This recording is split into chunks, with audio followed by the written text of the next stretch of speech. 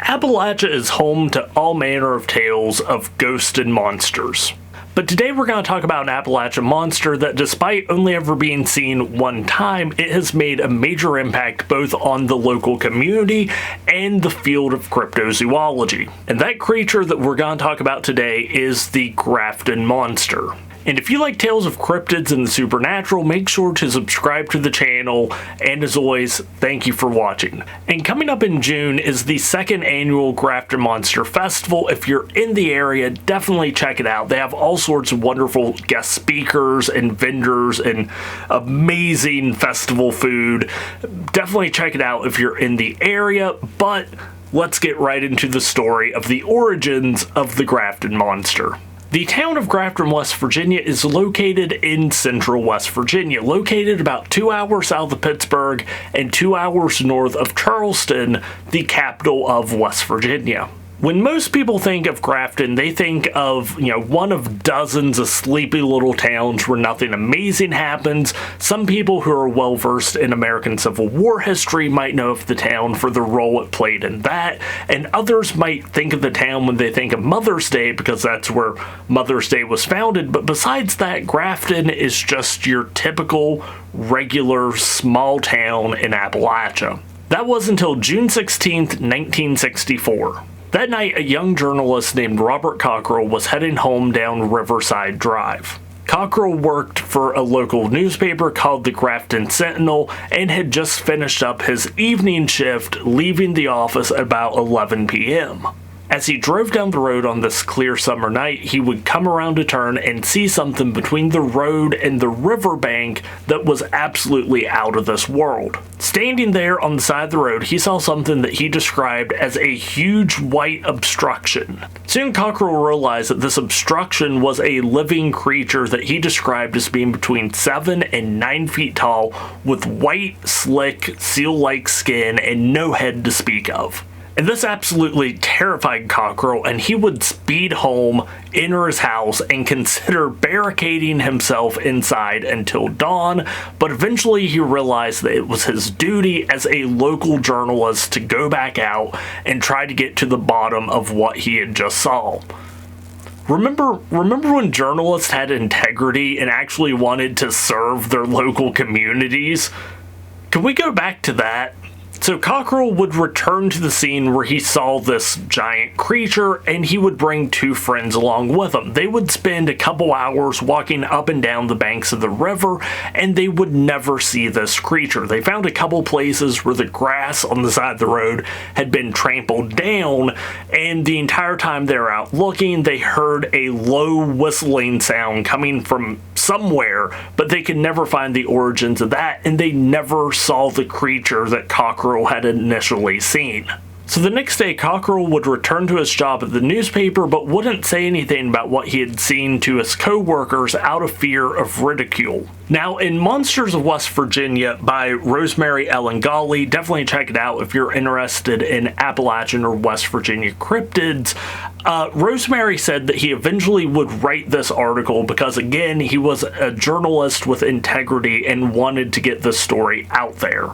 But WVExplorer.com said it was because there had been about 20 calls into the newspaper reporting seeing some type of weird creature roaming the Tigert River Valley the night before. One of his co-workers was like, "Hey, have you heard about the monster that was supposedly stomping around out there last night?" And Cockrell was like, "Heard about it? I seen it."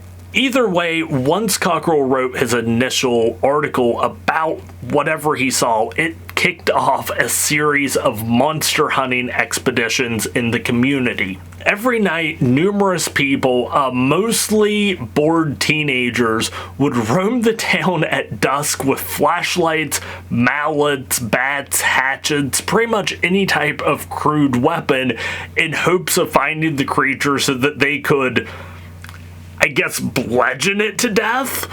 Of course, with this type of behavior, local police wanted to get to the bottom of what was causing this monster hunting hysteria. The police never found the creature, but there were numerous theories about what the creature could have been. One particular youth thought it was an escaped polar bear, which If you thought it was a polar bear, why would you be out running around with a mallet trying to kill it? Like, you're not going to be able to take on a polar bear, and also he couldn't explain how the polar bear got there.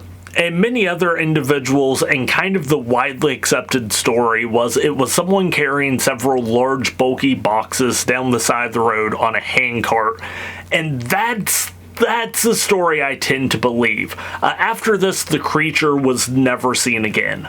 But the debate continues about what this creature could have been. Me personally, I think the idea of it being someone either moving or picking up large boxes on the side of the road, that's what I tend to believe, because I think it was probably individuals who were in the old-fashioned hazmat suits. I'll put a picture of it up somewhere. That would explain the white, slick, sealskin looking appearance. But yeah, basically I think there was more than two, less than 6 individuals in hazmat suits picking up something, and in order to not cause panic, officials went with the narrative that it was individuals moving boxes on the side of the road, because that's not a lie. It's just not the entire truth. Because why would they be wearing hazmat suits if they weren't moving something hazardous?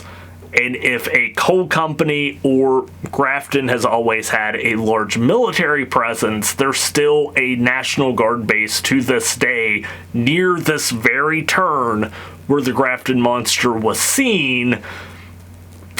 If a bunch of individuals had to wear personal protective equipment to pick up these boxes because of how dangerous stuff might have been in the boxes, remember, whatever these boxes were almost rolled down into the river, which is the main water source for multiple towns.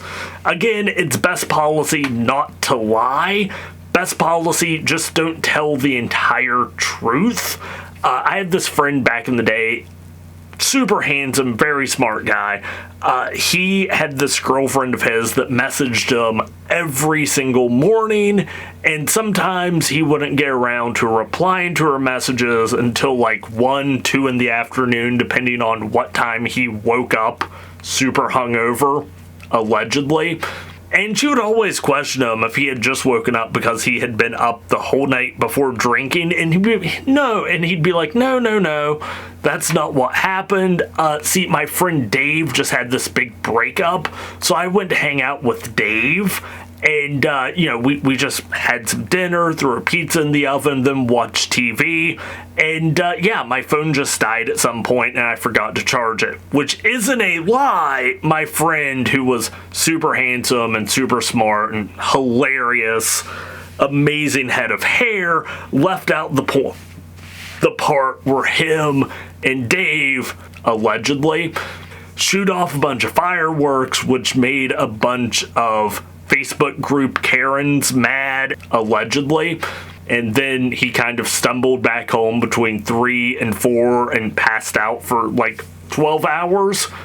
Again, it's not lying, it's just excluding a lot of the truth.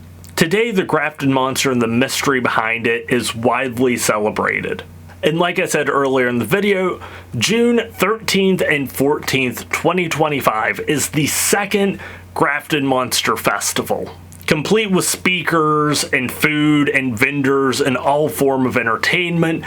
Definitely check it out if you're in the area, if you can. And if you've stuck around for this long, thank you for watching. Let me know what other cryptids or ghost lore you would like for me to talk about in the future. But until next time, don't forget to stay wild, stay wonderful, and I'll talk to you later.